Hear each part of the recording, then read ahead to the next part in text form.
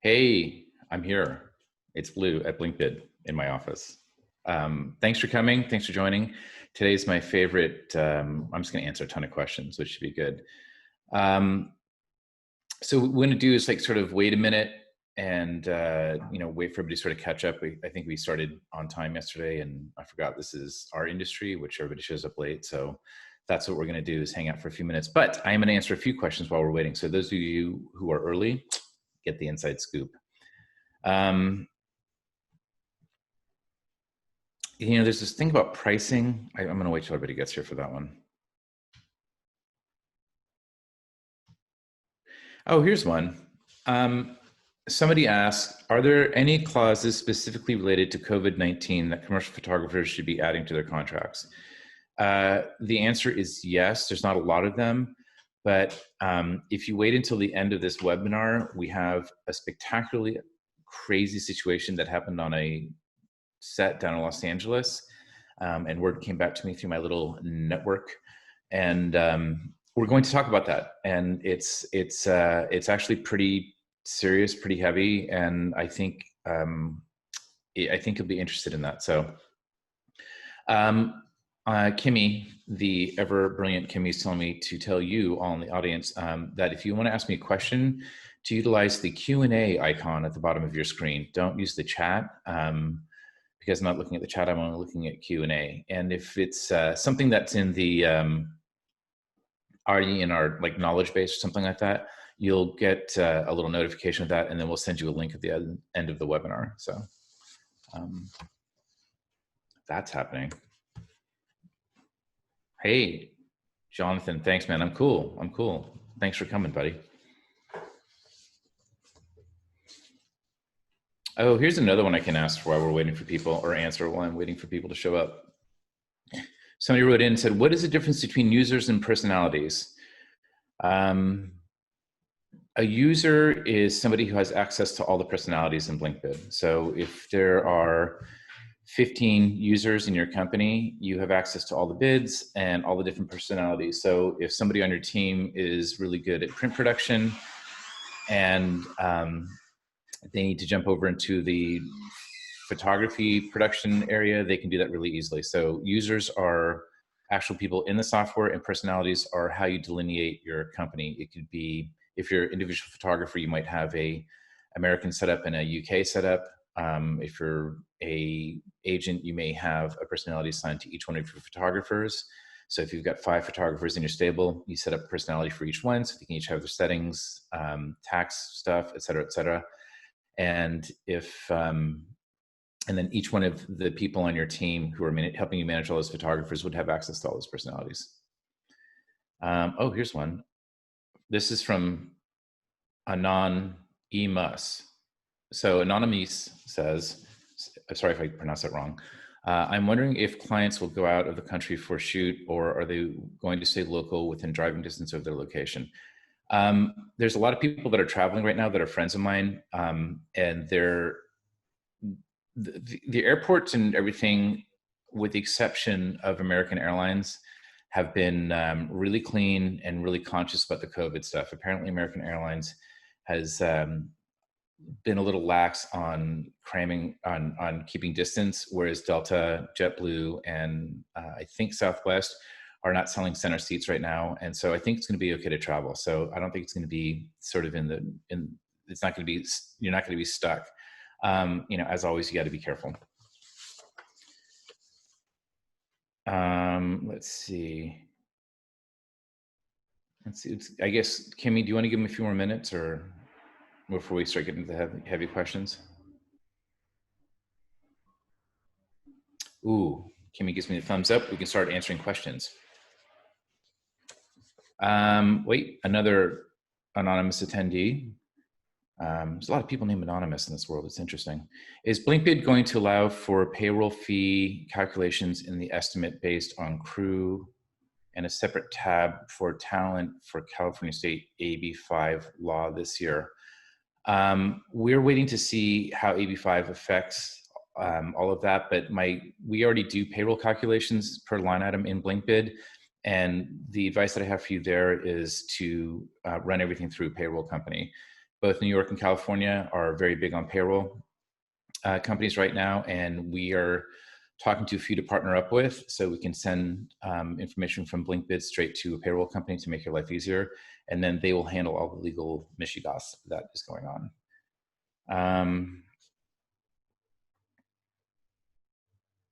Here's one we get a lot. We'd be making a mobile-friendly version of the site or an app so I can edit, create bids without a computer.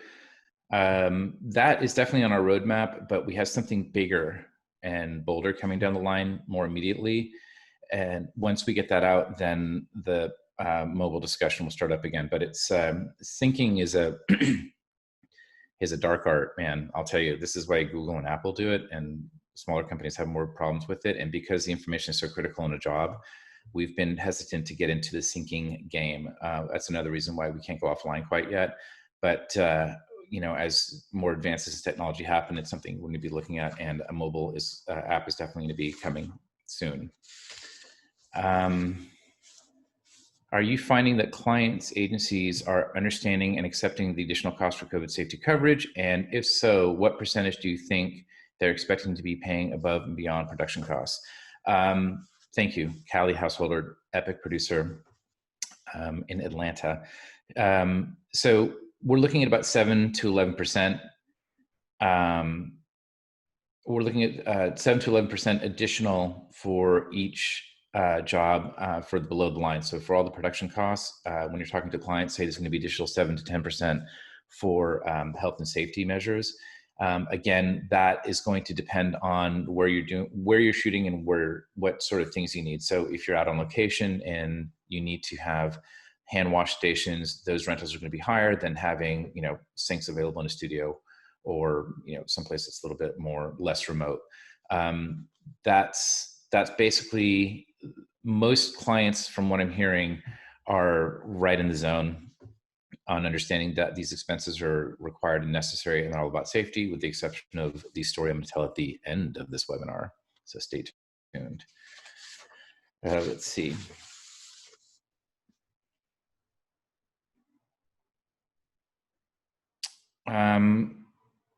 Somebody wants to know if we're going to be able to tweak layout changes in invoices and estimates.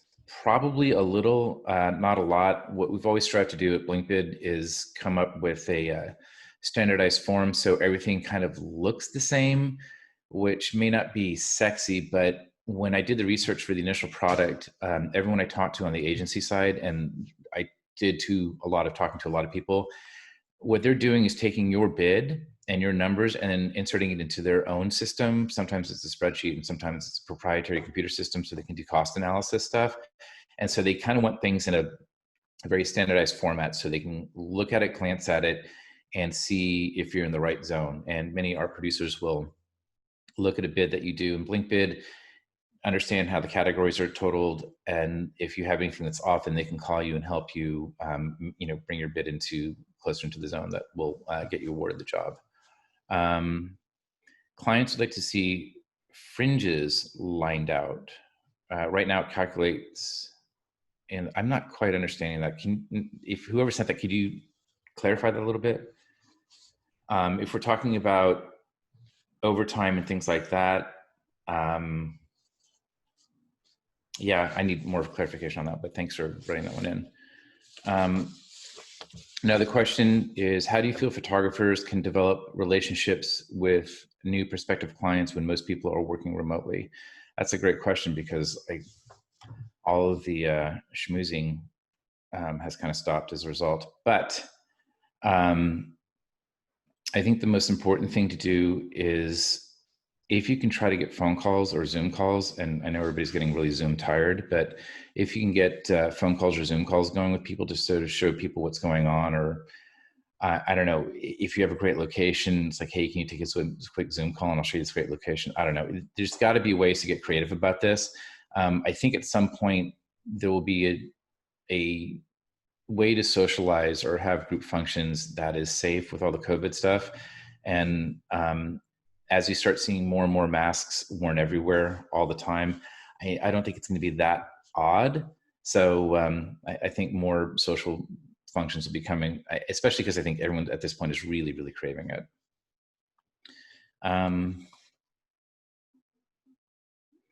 Will you be including liability clauses and waivers we can add to our estimates? That is something we're definitely looking at, and we're basing it on what the Department of Health sent down for film and TV sets. And I think that came out late last week or beginning of this week. And I think we have a late link to all that stuff from yesterday's webinar.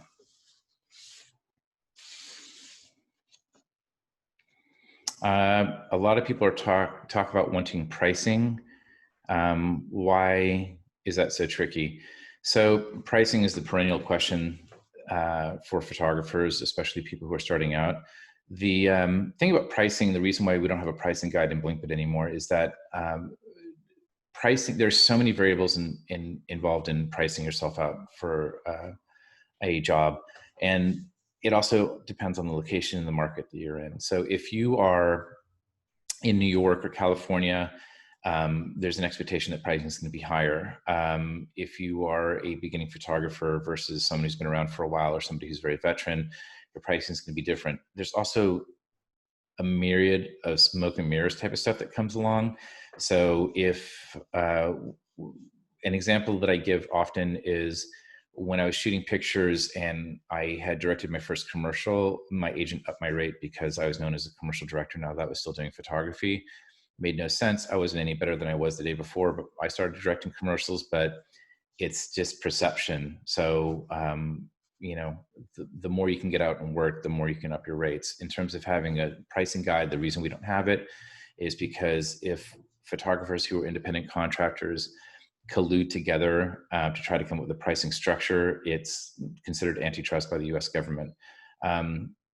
You know, I see both sides of the argument, and in the Writers Guild of America, they have what's called a quote system. So the first time you write a script or a screenplay, you get paid a certain amount, and then the next one you write, you have to get paid more. I wish we had that in photography, but because we're not unionized and we don't have a governing body like that, a national governing body like that to manage that type of stuff, we don't have that. And again, that also runs afoul of antitrust because we maintain the copyright to our work. Whereas if you write a screenplay, you transfer the copyright to the studio that actually buys your property or your IP. So that's, I hope that answers that. There's probably more questions about that, but I'll get to that.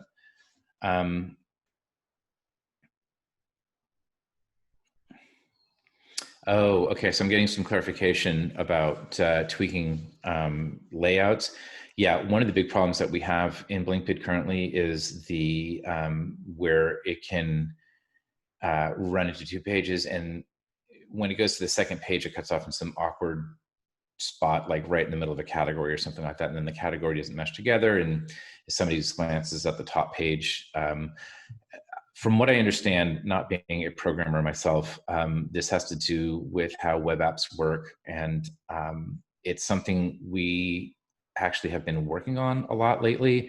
And it's one of those big projects that we go to, and then when fires develop and we have to go work on other things in the software, we do that, and then we go back to this. But rest assured that that is like a huge, huge priority for us to get that nailed down. And I think you'll see something probably pretty soon on that.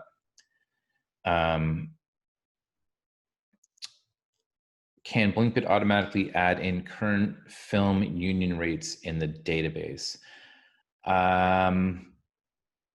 Not yet. And God, man, I think that was something we were looking at. But when I started making phone calls to the unions for this new thing that we have coming out, the pandemic hit. So that's something I'm gonna have to pick back up at some point when people are meeting in person again.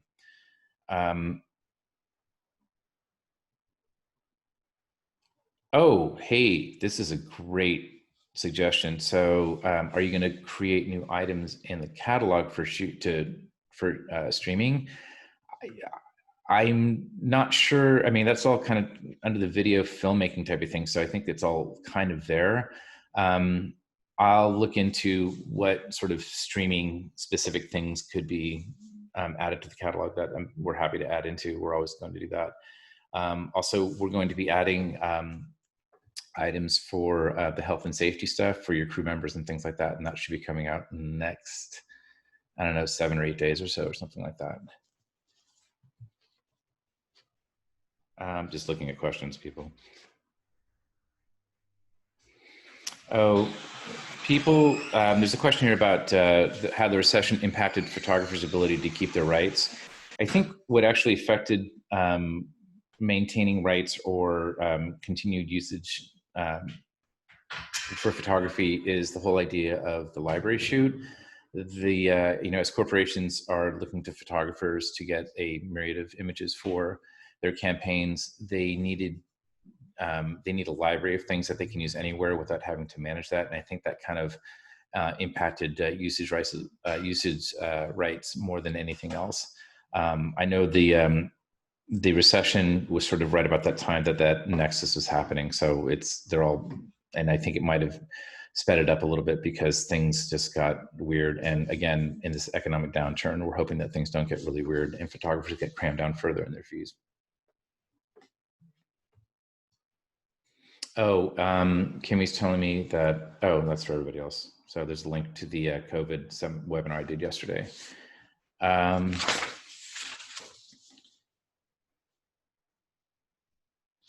Cover that question, I've heard that question.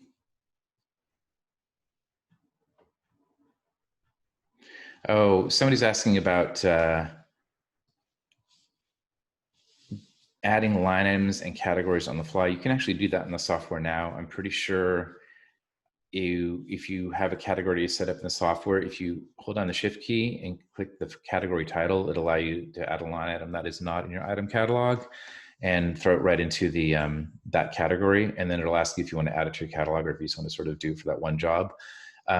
Further, if you want to create a category on the fly, I believe that's somewhere under the hamburger menu.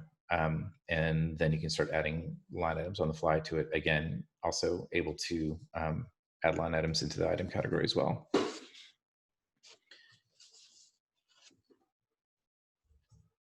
So I think we should get to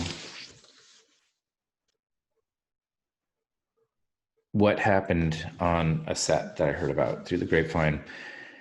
A client, oh wait, hold on. So we're just going to get to this last question. The item that I wanted to talk to, a client on a big job, I think it was a TV commercial, came to the set, refused to do social distancing and refused to wear a mask. And so it put the producer in a very uncomfortable position because, oh, wait, hold on. Okay. She wants me to ask if there's any more questions before I get this big heavy thing. Oh, wait, here they are. Hold on.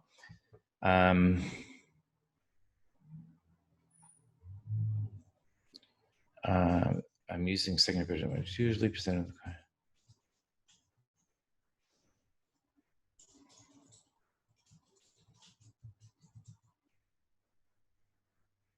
Oh, somebody's asking if there's a way to track overages. We don't have a way for that yet. It's something to look at. It's a very long question. I apologize for pausing so long to read this, but it's a good idea.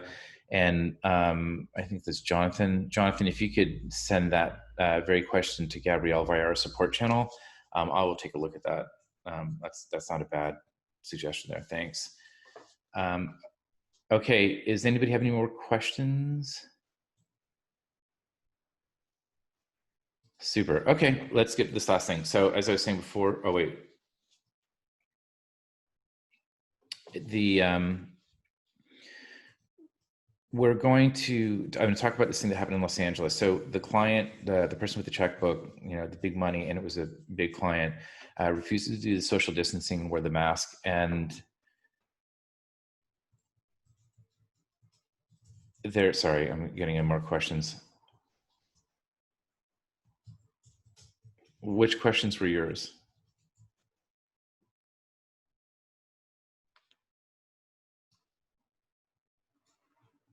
This is very funny to talk at the camera and see stuff popping up.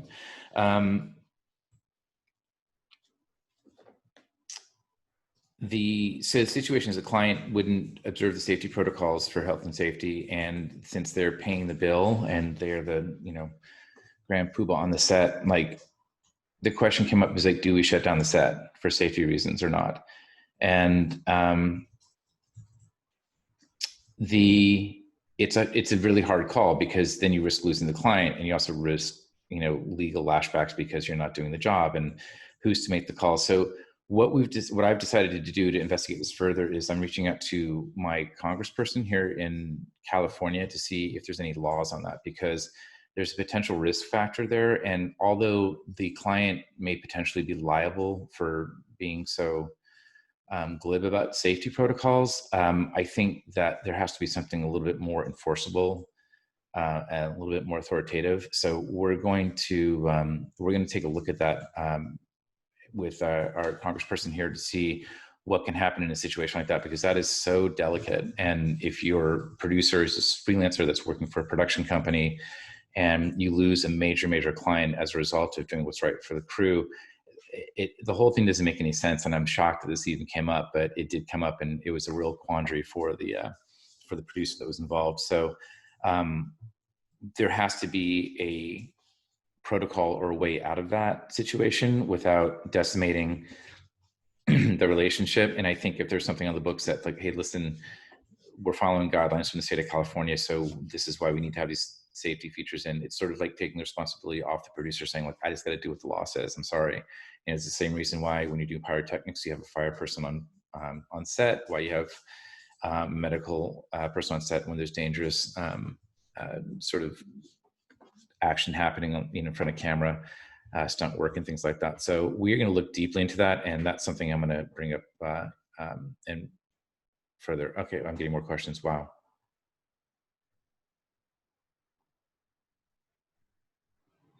Oh, somebody wants to understand why health and safety things are being integrated into the various categories versus having their own category. From the clients that we're talking to, this is just basically there's an expectation that if there's a crew member that has a health and safety moniker, they would be found in the crew section. So it's a way to delineate the money properly, or divide the money properly, as opposed to trying to put it in its own section. Also, there was some concern that the health and safety section may come under assault, looking at it as an expensive sort of item or category on the bid. If it's melded in with the rest of the line items where everything else goes, it seems to make more sense that way. And I think that a lot of people found that they could understand it better. All right, I'm gonna look at some other questions.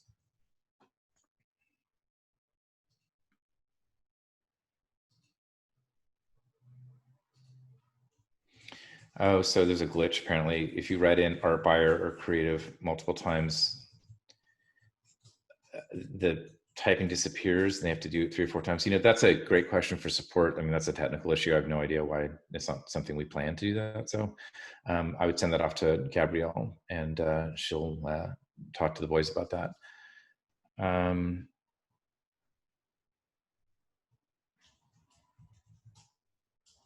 Yes, so somebody is talking about if they are, by grouping health and safety in its own section, if that was incorrect. Well, there's no correct or incorrect way to do it. But what we found, again, just to reiterate, what we found is incorporating health and safety items in their specific categories: health and safety personnel in the crew category, masks, gloves, Purell and other sanitizers would go in expendables. And then anything that you rent, like hand wash stations, would go in the rental equipment rental category. And then in BlinkBid, I think I mentioned this yesterday, we have a way to mark those line items as health and safety, and it puts a little shield, like a green shield, on the screen, and if it's a printout, it's like a little black shield, and it's just to identify to your client that these are items that we really can't compromise on. And I said this yesterday, and it bears repeating: if you are doing that and marking your specific line items as a health and safety line item, you need to try not to pad that or use that as a place to pad your bid, because we really want to keep things true there so that they don't come under scrutiny, because the safety of the talent, the crew, and everybody on the set is critical. And if that gets compromised because people are doing funny things with the numbers in those categories, which would be assumed to be left alone, it's going to sort of destroy that trust between the production side and the client side. So when you're building your bids, just make those like true numbers, and just, let's get the health and safety stuff out there. what did the producer end up deciding to do with the client that didn't want to follow the guidelines? They talked to the client, and then they just had everybody's distance further away from the client in a quiet way. So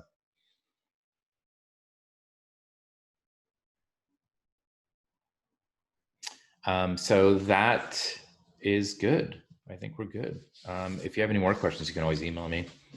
And that is about it. All right. Well, I can't thank you all enough for joining me. This is fun. We're doing another one tomorrow. So tomorrow's webinar, which is going to be really fun, is going to be Philip Pavliger from California and Elise Canet from New York, both epic, highly experienced producers and who are actually in it right now. They're actually working right now.